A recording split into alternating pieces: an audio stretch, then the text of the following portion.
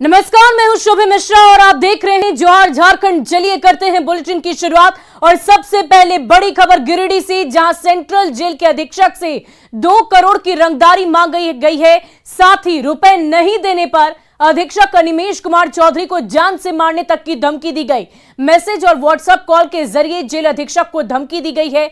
आपको बता दें कि कुछ दिन पहले जेल अधीक्षक के सरकारी वाहन पर सवार प्रभारी कारापाल प्रमोद कुमार पर गोलीबारी भी हुई थी और इस कांड में सेंट्रल जेल में बंद आरोपी आशीष कुमार शाह को गैर कानूनी सुविधाएं नहीं देने से ये पूरा मामला जुड़ा हुआ है। धमकी मिलने के बाद जेल अधीक्षक ने इस बारे में गिरिडीह और बोकारो एसपी को सूचना दी, जिसके बाद अधीक्षक की शिकायत पर प्राथमिकी दर्ज कर ली गई है। वहीं इस पूरे मामले की गंभीरता को देखते हुए पुलिस जांच पड़ताल में लगातार जुटी हुई है।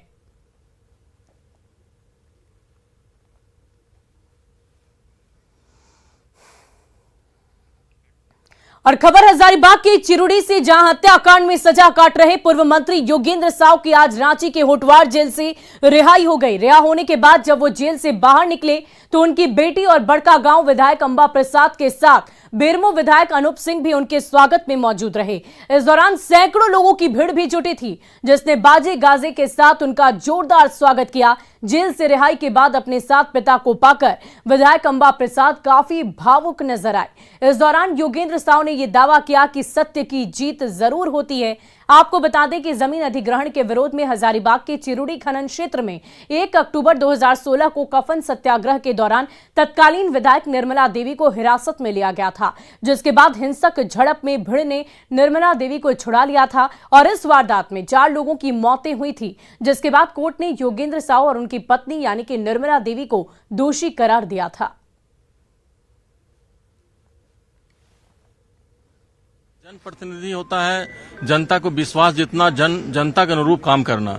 यहाँ पर ही जब भी देखे हैं बड़का गांव में खास करके कारपोरेट लूट जो मचा हुआ है, जो 2013 कानून नहीं लागू हो रहा है और फॉरेस्ट राइट एक्ट का जो उल्लंघन हो रहा है, अभी सारा चीज का 3000 करोड़ का आपने घपला देखा होगा। जो एनटीपीसी का जो भूमि मुआवजा घोटाला है, वो भी 3000 करोड़ उसी का देन है। वही सब चलते पर मैंने प्रहार किया, जिसके चलते मतलब दर्जनों केस हम लोग पूरे परिवार पर किया गया और पूरा परिवार पर जो किया गया उसका नतीजा है कि आज हम लोग झेल रहे हैं। इस मतलब सत्य का जीत होगा, न्याय अभी जिंदा है और कहीं न कहीं न्याय मिलेगा। ठीक है, कभी कभी जो है सत्य पर असत्य हावी हो जाता है, लेकिन निश्चित रूप से सत्य का विजय लास्ट में होगा। बड़ा दिन है, हम लोग तो बहुत झेले हैं और घर सूना सूना लगता था। घर जाते थे तो कोई परिवार बिखर गया, हम लोग बात करने के लिए माता पिता भी नहीं रहते थे। तो आज सही मायने में बहुत बड़ा दिन है और जो संघर्ष मेरे पिताजी ने किया है जनता के लिए, पूरा परिवार हम सब मिलके जो संघर्ष किए, जो सैक्रिफाइस किए हैं, वो जनता जानती है। चुनाव का इनका टिकट मिला तो मेरे पिता ने इनको टिकट दिलाने का काम किया था और निश्चित तौर पे इनके जाने के बाद सभी को एक परिवार की तरह लेके चलना राजेंद्र बाबू का भी काम रहा। इनकी माता अंबा जी की माता के टेन्योर के टाइम में, और अब तो अंबा है तो विधानसभा में हम लोग मिलते रहते हैं। खासतौर से हेमंत सोरेन जी को धन्यवाद दूंगा, राजेश ठाकुर जी को धन्यवाद दूंगा, जिन्होंने इनकी बातों को सुना और सदन में इनको सपोर्ट करने का काम किया।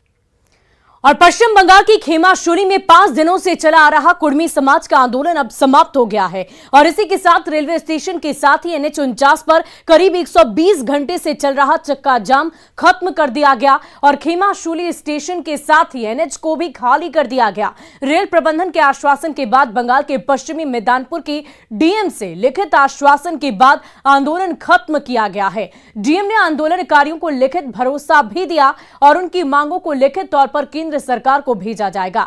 एसटी में शामिल करने की मांग को लेकर कुर्मी समाज पिछले 5 दिनों से आंदोलनरत था, लेकिन अब आंदोलन वापस लेने से रेल परिचालन सामान्य हो गया है। वहीं सड़क जाम हटने से गाड़ियों की लगी लंबी कतार भी अब धीरे धीरे छटने लगी है। ये 2 तस्वीरें आप देख पा रहे होंगे, एक रेलवे ट्रैक की तस्वीर है, ये उस वक्त की तस्वीर है जब लोगों की तरफ से विरोध प्रदर्शन जताया जा रहा था और आखिरकार जब लिखित तौर पर आश्वासन दे दिया गया है तो अब लोगों में खुशी है और उन्होंने विरोध प्रदर्शन करना बंद कर दिया है।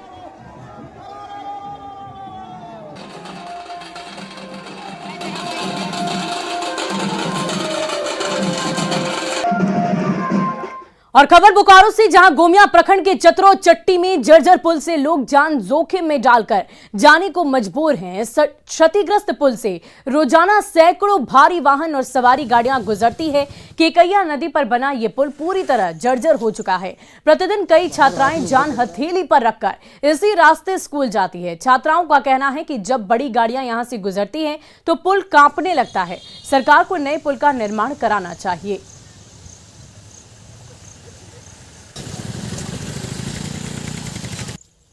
रास्ता से आते जाते रहते हैं, रोज स्कूल जाते हैं, तो हम लोग को डर लगा रहता है कि पुल गिर जाएगा, तो वही सरकार से मांग कर रहे हैं कि पुल बनाना। यहाँ का पुल बहुत खराब है, यहाँ पूरा टूटा हुआ है, हम लोग आने जाने में बहुत दिक्कत होता है, डर भी लगता है आने जाने में, कीचड़ पूरा भर जाता है पानी। कि मुख्य मार्ग यही एकमात्र है, इससे काफ़ी लोगों को कठिनाई का सामना करना पड़ता है। इसी स्कूल से बच्चे लोग भी आते जाते हैं और जितना भी वाहन गिट्टी बालू सीमेंट या खाद्यान्न का जो भी सामान आती है सब इसी रोड से आता है। कभी भी यह पुल गिरने की किसी समय घटना घट सकता है।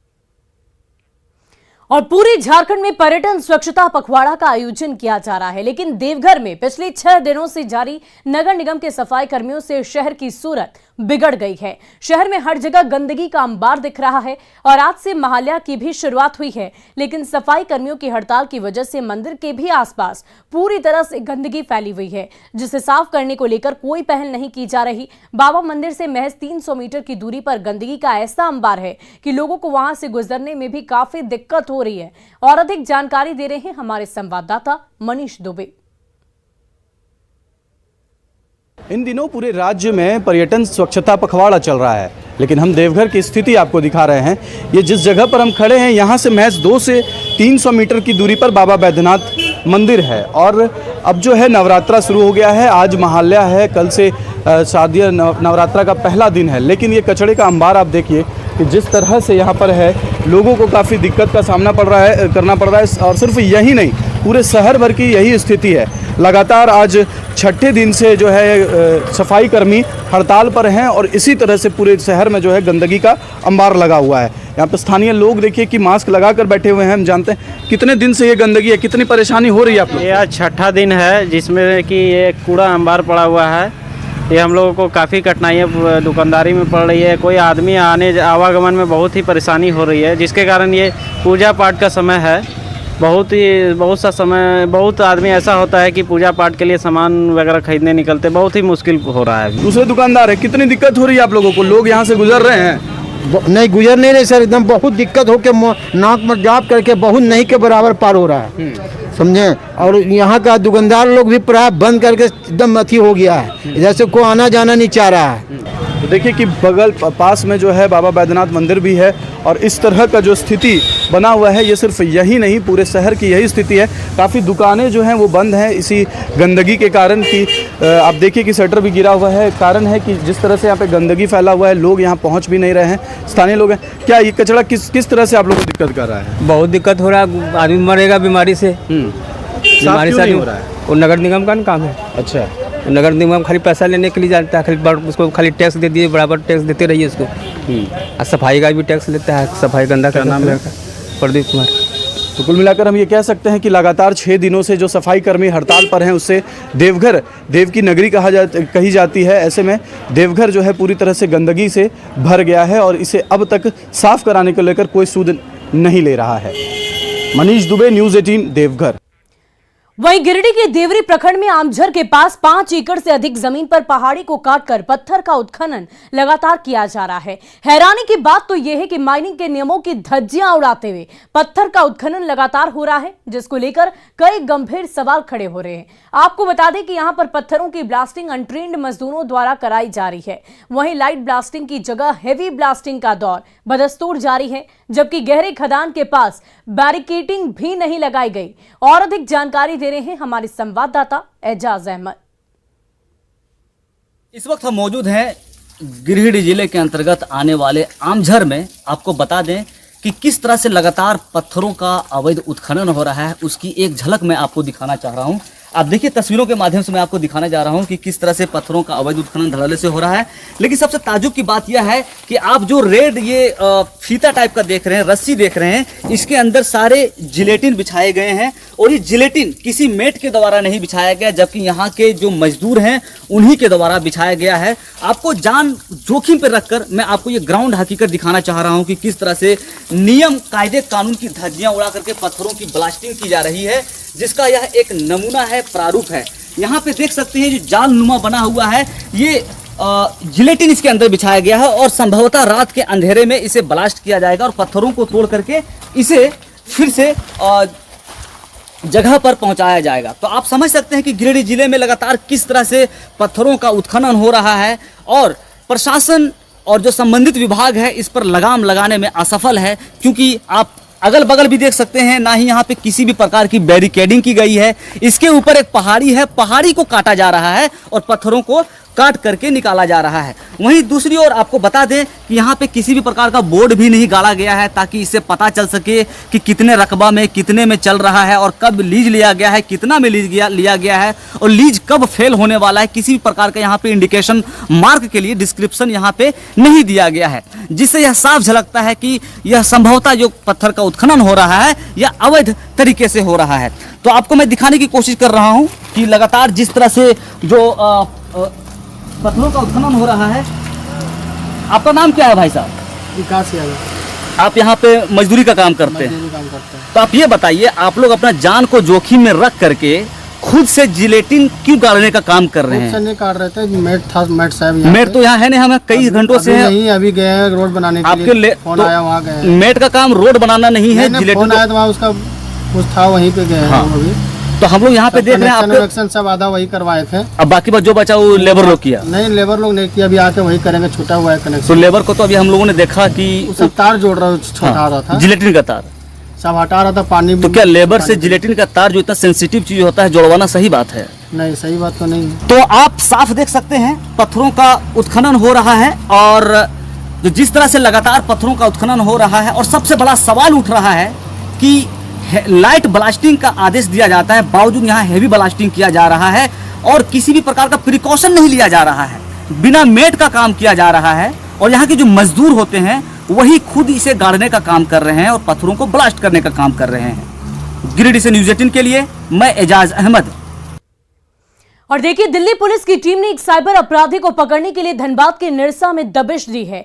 पुलिस टीम ने एमपी एमएलए ओपी क्षेत्र के लेराडी गांव में छापेमारी कर 35 लाख की ठगी के आरोपी महादेव रविदास को उसके मौसी के घर से गिरफ्तार किया। गिरफ्तार आरोपी महादेव रविदास कुमार धोबी ओपी अंतर्गत बड्डंगाल गांव का रहने वाला बताया जा रहा है।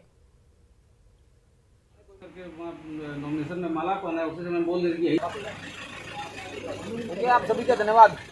वहीं जामताड़ा में छत्तीसगढ़ क्राइम ब्रांच की टीम ने साइबर पुलिस के साथ दबिश दी है। छापेमारी में कर्माटाड़ थाना क्षेत्र के झिलुआ खैरबनी गांव से शातिर साइबर ठग मुकेश मंडल को गिरफ्तार कर लिया गया। पुलिस उसके दूसरे साथियों की तलाश में जुटी हुई है।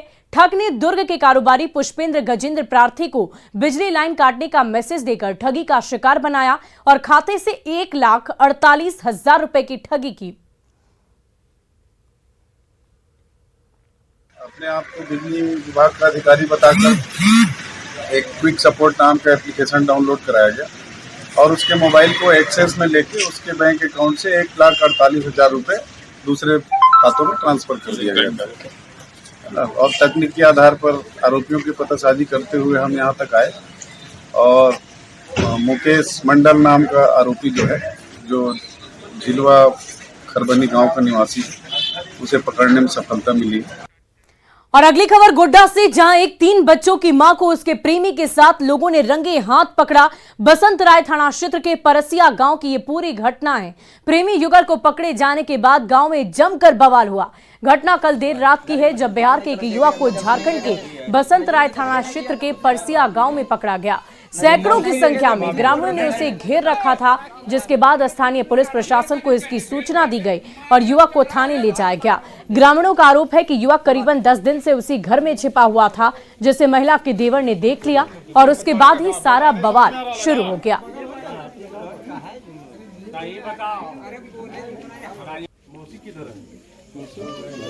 और देखिए, नक्सलियों के खिलाफ ऑपरेशन की निगरानी करने पलामू एसपी औरंगाबाद पहुंचे। उन्होंने ये दावा किया कि झारखंड सरकार ने नक्सलवाद के खिलाफ जीरो टॉलरेंस की नीति अपना रखी है और यही वजह है कि नक्सलियों के जितने भी टॉप लीडर हैं उनकी अरेस्टिंग पर झारखंड सरकार ने इनाम की राशि सबसे अधिक रखी हुई है।